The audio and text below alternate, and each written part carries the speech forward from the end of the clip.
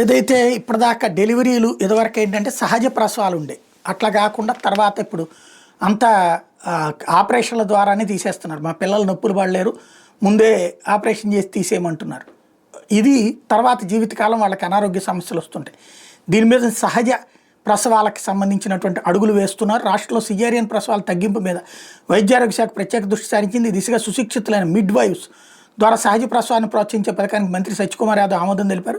ప్రస్తుతం ప్రసవ సమయంలో ప్రభుత్వ ఆసుపత్రుల్లోని స్టాఫ్ నర్సులే ప్రసూతి సేవలు అందిస్తున్నారు. వీళ్ళకి వివిధ అంశాలపై తగిన పరిజ్ఞాన శిక్షణ కొరవడంతో సిజేరియన్ ప్రసవాలు ఎక్కువగా జరుగుతాయి. ఈ లోటును తీర్చేందుకు ఎంపిక చేసిన స్టాఫ్ నర్సులకి 18 నెలల పాటు ప్రసవానికి ముందు, ప్రసవ సమయం, ప్రసవానంతర సేవలకు సంబంధించిన అంశాల మీద సమగ్ర శిక్షణ అందించి మహిళలు సహజ ప్రసవాల పట్ల మొగ్గు చూపేలా ప్రత్యేక పథకాన్ని రూపొందించారు. తొలి విడతలో సంవత్సరానికి 600 నుంచి 6,000కు పైగా ప్రసవాలు జరుగుతున్న 86 ప్రభుత్వ ఆసుపత్రులు సుశిక్షితులైన 1,264 మంది ప్రసూతి సహాయకులు నియమిస్తారు.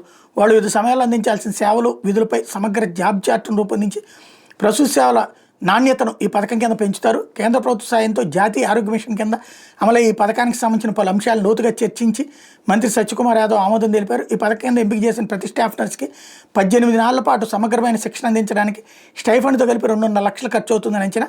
24-25 ఆర్థిక సంవత్సరంలో రాష్ట్రంలో మొత్తం ప్రసవాల్లో 56.12% సిజేరియన్ ప్రసవాలు జరిగినట్టు సమాచారం. ఇందులో ప్రభుత్వ ఆసుపత్రిలో జరిగిన ప్రసవాలు 41.4% అయితే ప్రైవేట్ ఆసుపత్రులు 67.71%గా ఉంది.